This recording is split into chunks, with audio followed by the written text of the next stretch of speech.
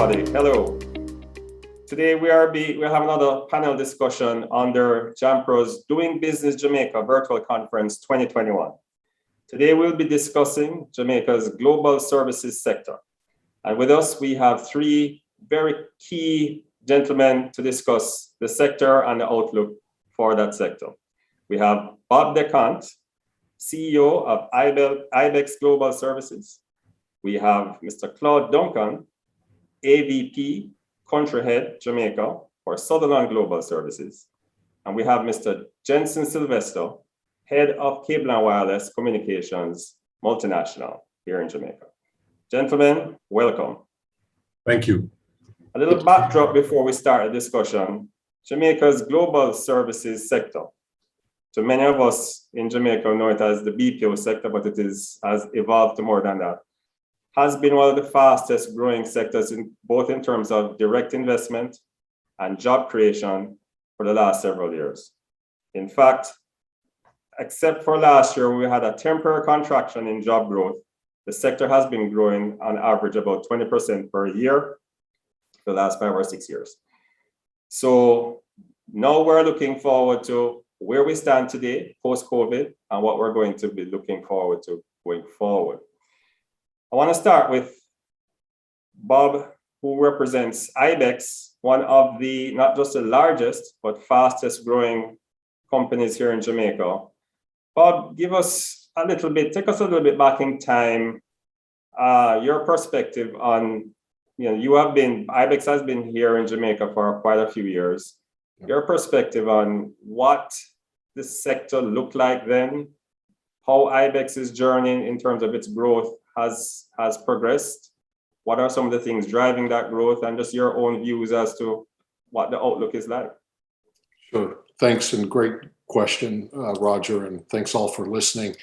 So ibex has been doing business now in Jamaica for 5 years, and so that was our first foray into the market. And I had a big belief in the market.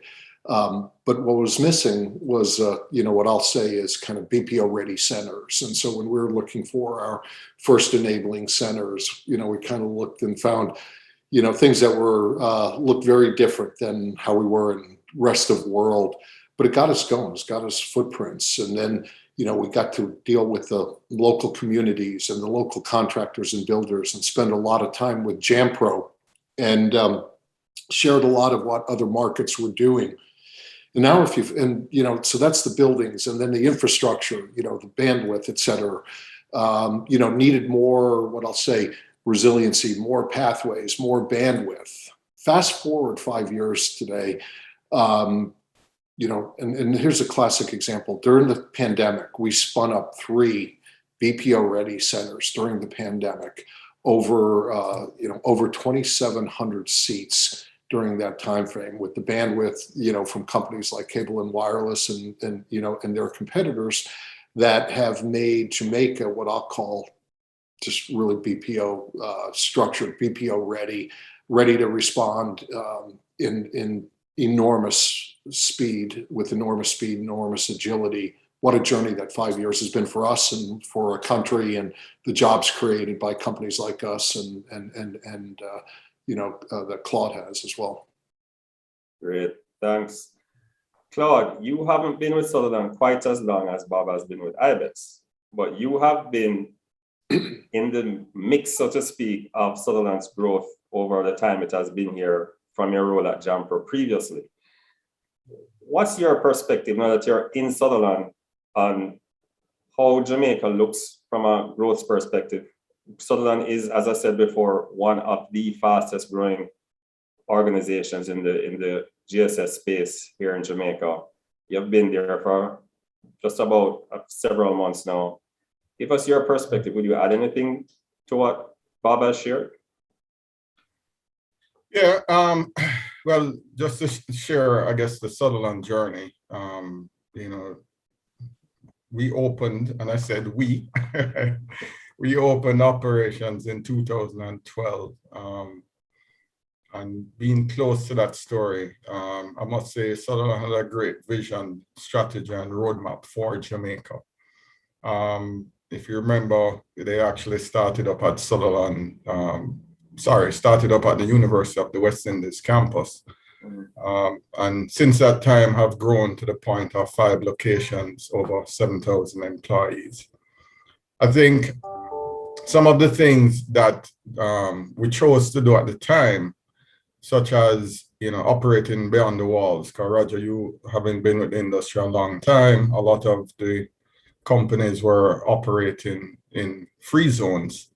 So when we came along, that decision to say, let's integrate into the social fabric, and, operate in buildings outside of free zones, in a very pronounced way, was very strategic in the early days, which, gave us high brand recognition, which we still enjoy today.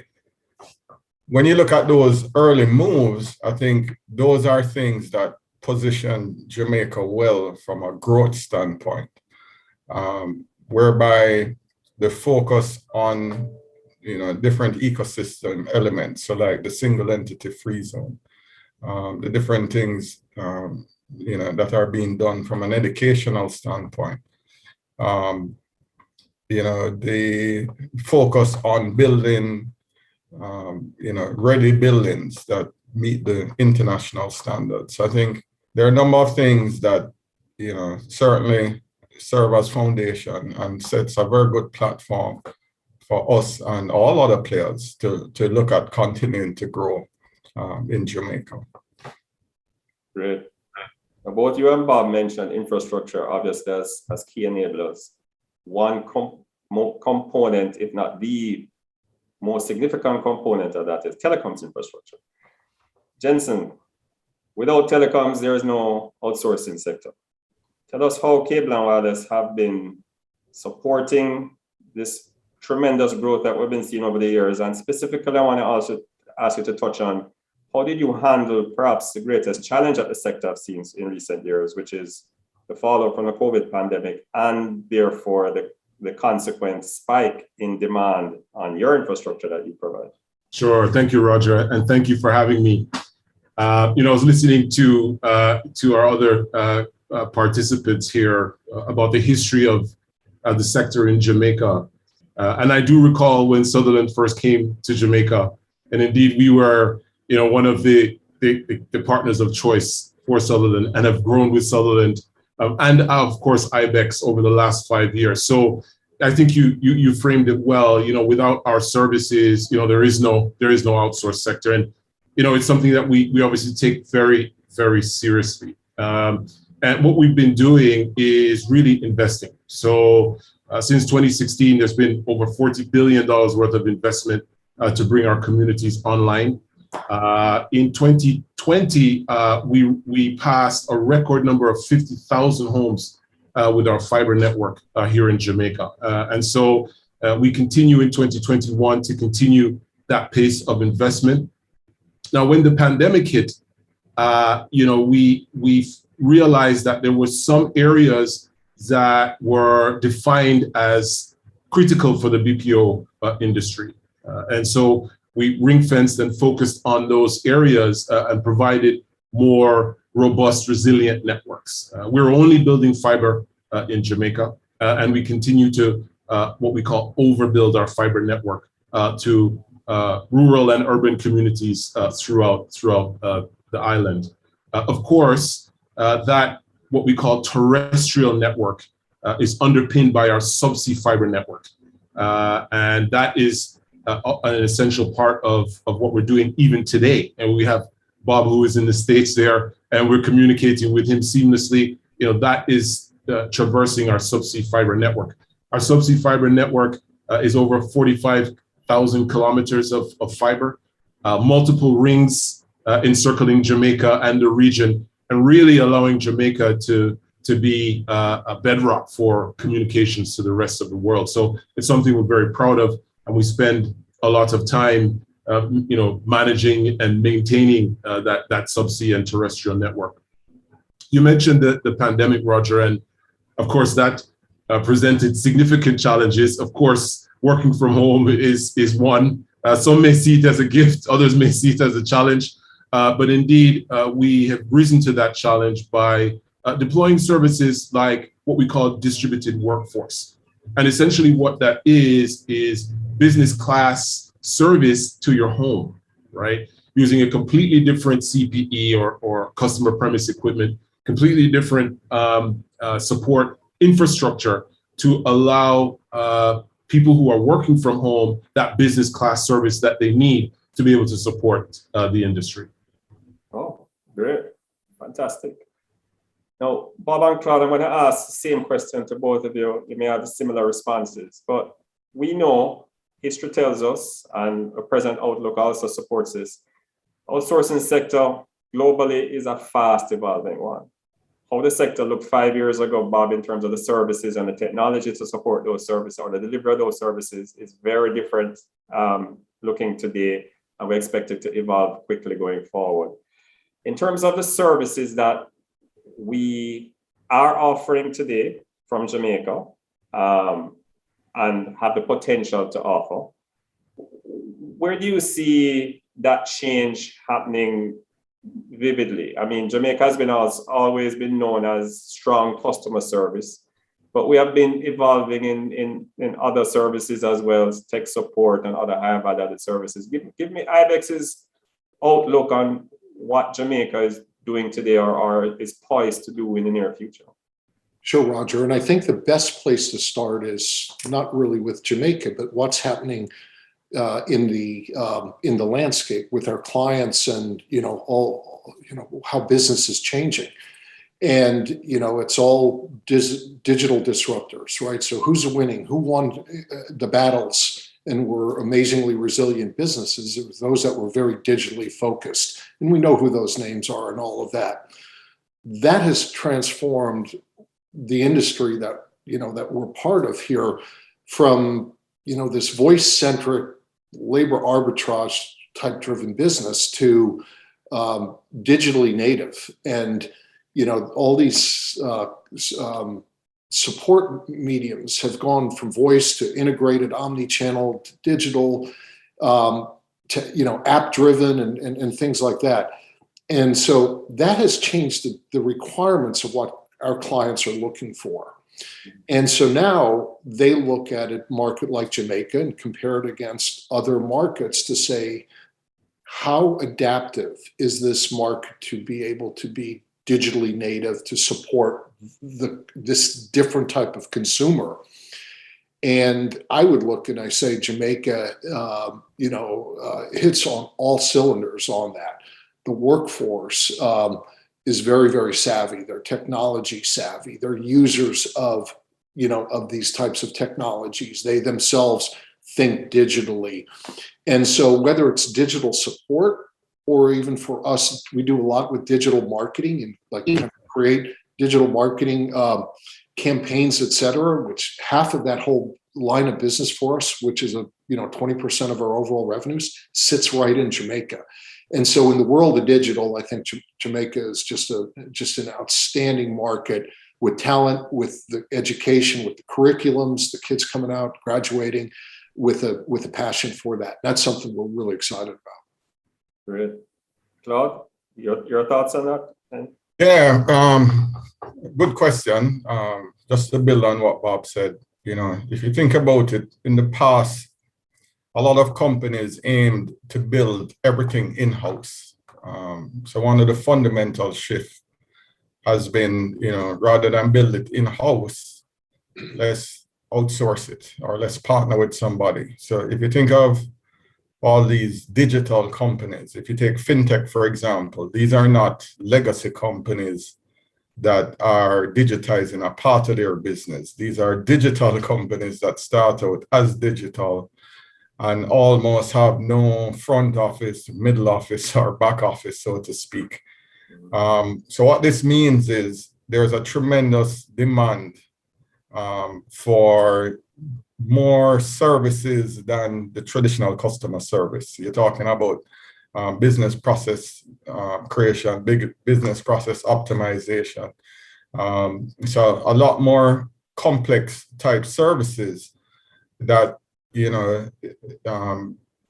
enlarge and creates greater opportunities. So obviously, the front office and the back office, as we know it, doesn't go away. And by the way, even those services, as Bob would have explained, have to be supported in a more complex way. So a lot of those services are, augmented through artificial intelligence, through bots, etc., because the whole demands of customers have been greater. The way we serve customers has been transformed. So what it does is really provides new opportunities in terms of services that we'll be able to deploy from Jamaica. Great. I want to get both of your perspectives before I go back to Jenson on another question. Just dive a little bit more granular into your feedback. What we have seen, certainly from JAMPRO's side in recent years, is an increase in companies bringing their back office support, internal back office support services here. We traditionally call it shared services. So some of the finance and accounting services, some of the HR admin services, even some of the IT support services. I'm not suggesting that ibex and Global plan to do that in the near future, although that would be great for us in Jamaica. But are any of your clients, without obviously turning tails out of school, are you seeing any increased interest in trying to explore if your organizations in Jamaica can handle on behalf of them, for them, finance and accounting services or HR admin services? Is that something that you're seeing from your clients? And do you want to share a little bit more color on that? Bob, you can go first. Yeah, sure. And I'll be happy to also address even with ibex. And I think the answer is yes. And the question though, it's like, why? What are the business drivers around that? Mm-hmm. And my belief is that with the pandemic, everybody has had to look at all areas of their business to say, I need resiliency. I need BCP, business recovery. And I can't have so much of my business and, back office functions and shared services. A lot of companies kind of in that world, because it wasn't client facing, could be in one market, one predominant market, but those have to be resilient as well. And so, we and our clients are looking at, how do I diversify all areas of my business for risk mitigation? And, even, things like not just shared services, but staff augmentation. And so, how many companies here in the US are 30,000 employees short? and they need to say, where am I going to just hire these marketing functions or finance functions? And Jamaica is a market that, I think they're looking, with us very aggressively in, and also, and I think most of them are looking at outsourcing more than opening up captives, because they realize that it's, this whole work at home has given them a different light and saying, I can move it anywhere. And so let me with my business partners move it anywhere. Sure. Claude, any other thoughts to share? Yeah, so yes, you can take comfort that, banking and finance services are being done here by a number of players, including us. Back office, front office. I think, with COVID, the recovery is a guessing game for everybody right now. So I think what it does mean, to Bob's point, as companies look to de-risk their business, do I go offshore and do a shared service center on my own, or do I work with a partner who has the experience of spinning up a business in a remote destination? So I think, it presents opportunities. We see the increased demand, and as you can imagine, it's been rocky. In that, 1 minute you have critical mass as far as vaccinations are concerned. So you may see a particular sector seem as if it's going to recover, in which case services go up. They come to myself and Bob to say, all right, can you spin up people? And then it kind of levels off.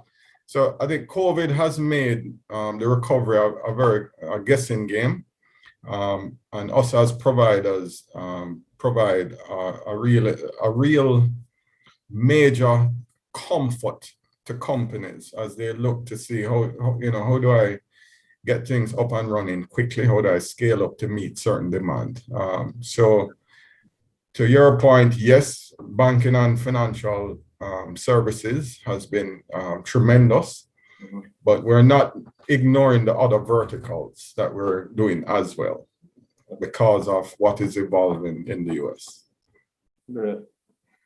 Jenson, so if we were to do a word cloud of the responses that Bob and Claude shared, digital will bloom big.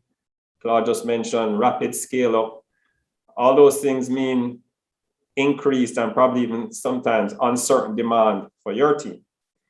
How is Cable and Wireless Communications ensuring that they are in a position to meet that demand, not just in terms of capacity, but as you alluded to earlier, quality? How does that work? How do you make sure that you are always there when they need you?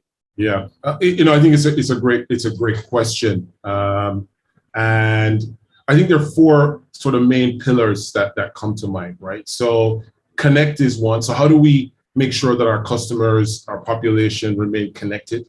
How do we provide smart connectivity that is scalable, that can flex to the needs of individuals and businesses as we go through this very uncertain time, right?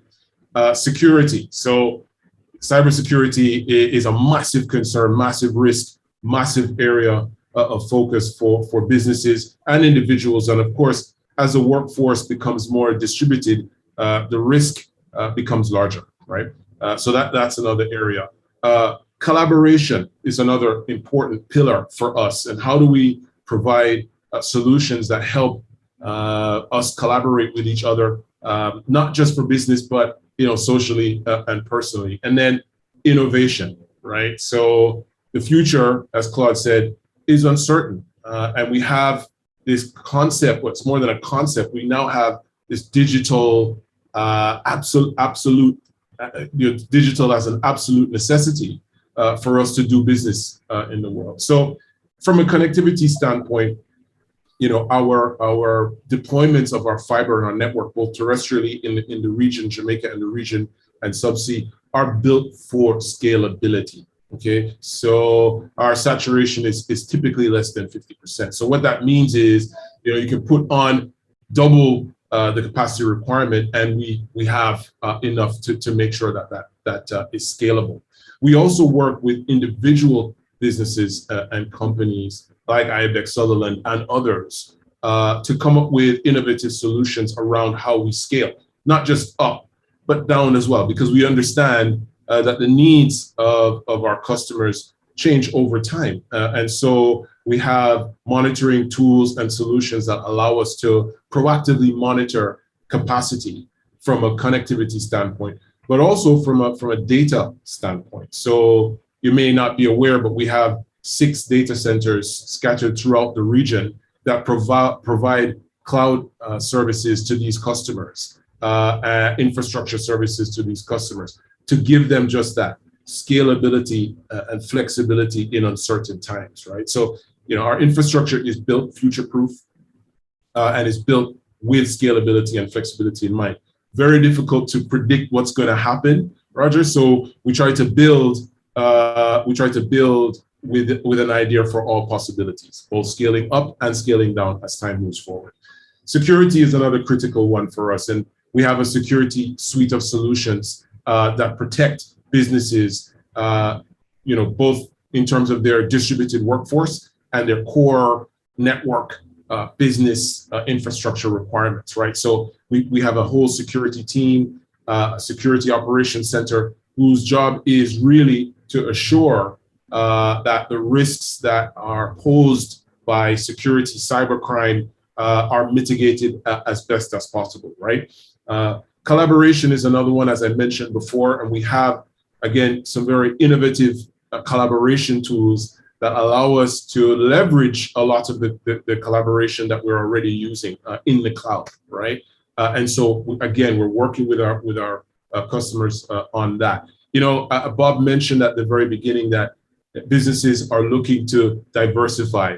They're looking to spread risk. They're looking to try to be flexible. And, you know, the same considerations that you have, Bob, we have within our company as well when we talk to all customers across the region, right? How do we provide solutions to address those needs? And it's something that we continue to think about. Finally, from an innovation standpoint, it's a key focus area for us. And we spend a lot of time, we have dedicated people really just thinking about how do we continue to innovate our solutions, not for now, but for the future, right? How do we enable this new digital way, right? For our business customers and our consumer customers. So a lot of work, a lot of passion, and we're just happy that we're, you know, in the place that we are. Great. Claude, I want to go back to you on where I touched when I started the discussion, which is the contraction that we experienced last year with COVID. But Jamaica seemed to have done better than other regions, let's just say, in terms of how we responded and how we were able to bounce from that low in terms of jobs back up and seem to be back on a path of 20% plus growth per year. Now, I know you weren't actually at Sutherland last year, but I know again you were maybe in the mix somehow. How, from your perspective or from Sutherland's perspective, what was different about Jamaica? Why Jamaica did relatively well in handling that and rebounding versus maybe other jurisdictions that Sutherland has operated in?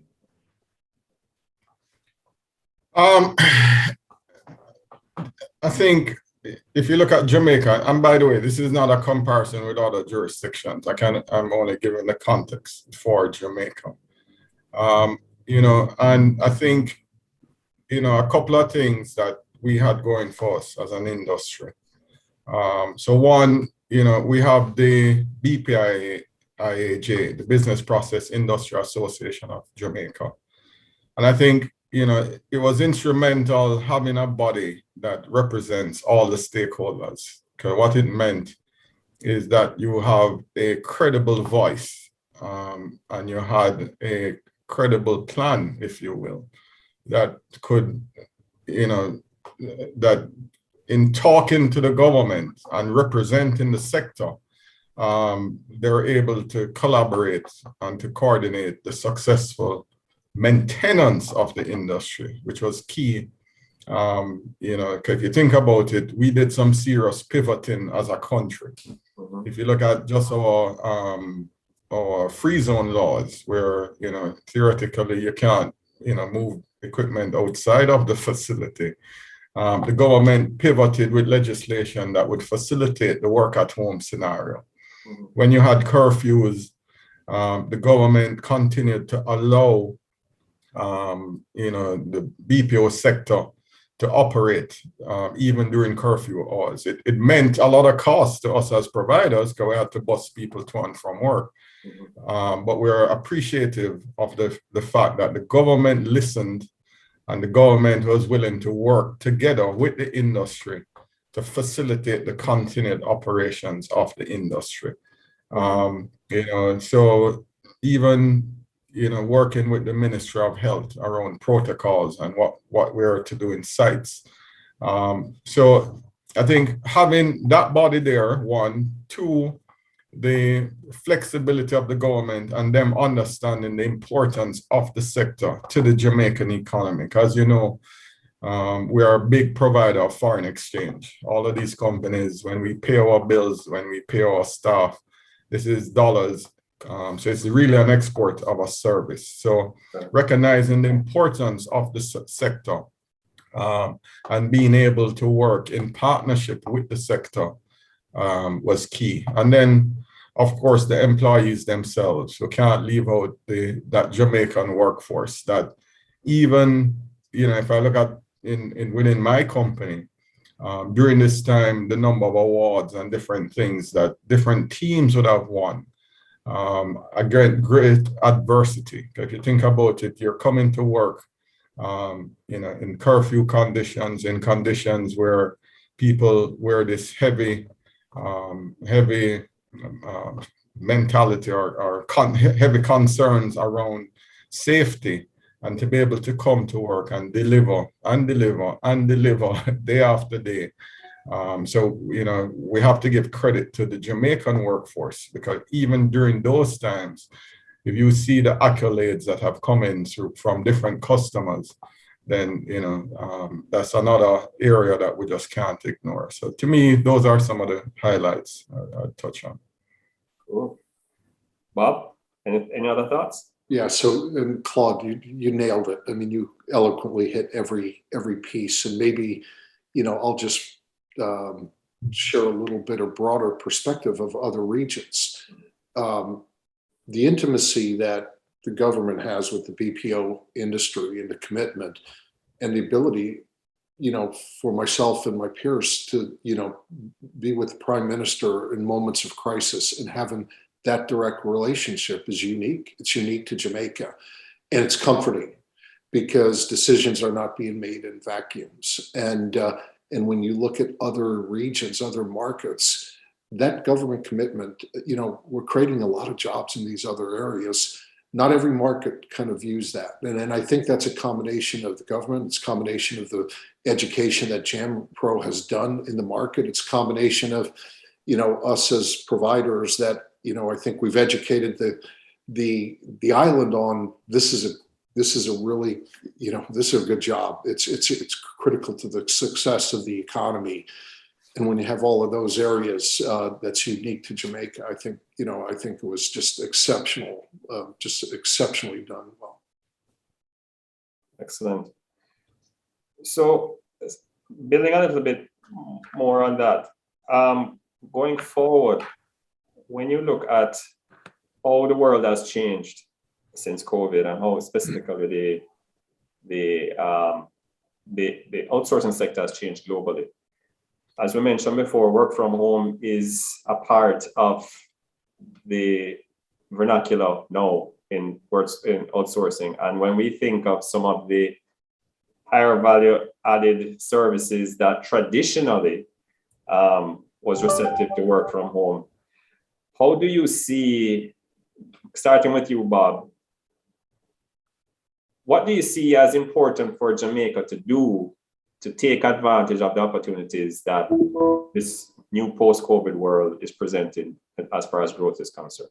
What do we need to maybe continue to do, start doing? Yeah. So, I think embracing this whole world of digital transformation, to me, that's an area that I see as just absolutely key, critical. It changes the workforce. It changes the jobs that are needed, the skill sets. Whether you're engaging with the customer somehow digitally, or whether you're in technology and thinking about AI around technology and how AI can be developed. Claude, I think you mentioned, things like chatbots and all. Those are all development opportunities for markets like Jamaica to just sit and say, look, we want to build an amazing competency, in this world of, kind of around digital transformation, of which I think is there. So there's so much upside. And I believe that the ecosystem of the educational system, the universities, the programs to then enhance skill sets are there within Jamaica to, fast forward out 3-5 years from now. I just think you could set the country could set its targets and say, I want to be a leader around this digital and AI. And I think that's so exciting and is not, and then that goes really global, in so many markets. And, so we have big appetites on that, and just Jamaica as an amazing country. Claude, both ibex and Sutherland have kind of been pioneers in growing in Jamaica, but willing to go outside of the traditional hubs of concentration of people. Ibex, within the last few years, ventured into Draxall and St. Anne, and Sutherland was in Mandeville from very early in its growth spirit here. How have those bets paid off for you guys? And are there, tying it back to now, Jenson's team, is that process of making a decision, is that collaborative, working with providers like cable and wireless to ensure that the infrastructure is there before you jump out there? How has that been working? Very good question. I think as to where we locate, normally there is a lot of thought that goes into the labor pool and availability of labor pool and concentration of labor pool. I think, what COVID has taught us is that, where you work, whether working from home or working from elsewhere, are additional opportunities that, we can all take advantage of.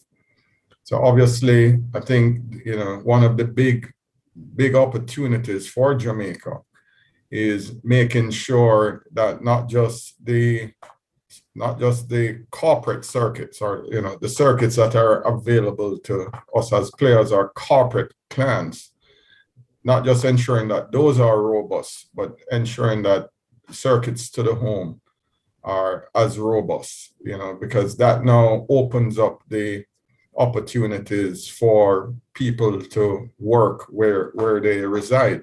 So if you think of our landscape, the opportunity for you to bring in a new segment into the workforce in terms of that young mother or that young father who happens to be working from home given their current situation or choose to work from home.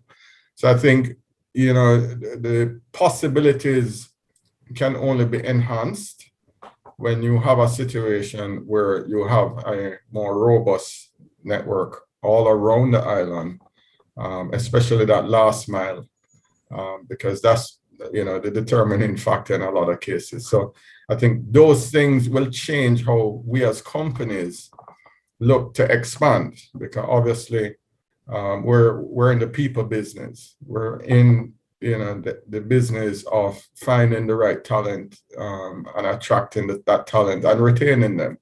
Right. And part of retention in going forward will be about the flexibility that you can offer as an employer. So I think, to your point, yes, some things would have changed in how we look at the landscape and how we plan to expand further within Jamaica. So Jenson, what I hear Bob and Claude saying is, there is talent dispersed more widely across the island, and with the trends in going to work from home, we have to try and make sure we bring the services to them. But to be fair to your organization, it's the economic equation to bring services to a densely populated area is a lot different from the economic equation to bring services to a lightly populated area. So how do you see that hand in hand partnership, so to speak, working? Where is it a case where you build based on what companies like ibex and Sutherland are asking, or you ask them to wait until the economic makes sense for your organization before they consider moving into certain areas? And I'm sure it's not one or the other. I'm sure it's somewhere in the middle. But tell us, how does the decision making work in your organization? It is a complex equation.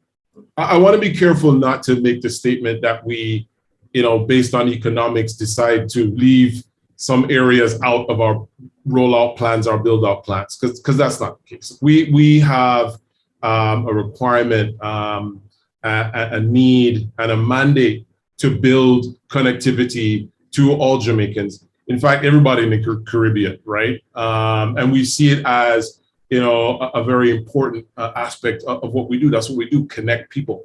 And so, yes, of course, economics takes, is part of the consideration. But I want us to be careful not to leave people with the view that we only build in areas with highly densely populated areas. So we're building out to the entire island.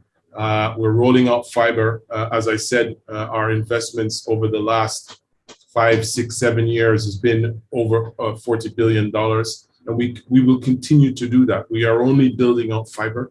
We're building fiber out over our copper networks to provide that resilience, that robustness that we know people need. We have also in the past prioritized population centers where we know our BPO partners are going to be focusing on next, right? So I think it's really, Roger, to answer your question, a question of partnership, right? So Bob, Claude, as you are building out your population strategy, your human resource strategy, let's talk about it. Let's overlay that with our plans right now, based on the calendar. Let's look if we can prioritize, if it makes sense for both organizations to do so. And I know we have done that in the past. So, I think, Roger, the key sort of message is, we are ready to partner with the BPO sector and Jamaica to provide that forecast, right, of resilience and population growth for services throughout the island, in anywhere, wherever they may be. And so, let's partner together to make that a reality is really how I'd answer that question. That sounds great. And I'll just sit and say, I love to be a student of what has happened in other markets. And in a market like the Philippines, so much was in Metro Manila and Cebu, the major, think of that as Kingston and Yes. Montego Bay, right? Yeah. And now the big play there with our clients, and they're looking, is provincial. Everything is provincial. And so we went into, first enabler into the island of Bohol. We call it the little island that could, and it just do amazing work there. But nobody ever thought of BPO in that area. And so now, as I think about Jamaica, rather than rather than islands, it's just really in the other areas. Kind of the more the underdeveloped, and we know the island, and those areas, but there's great jobs that can be created, great workforce.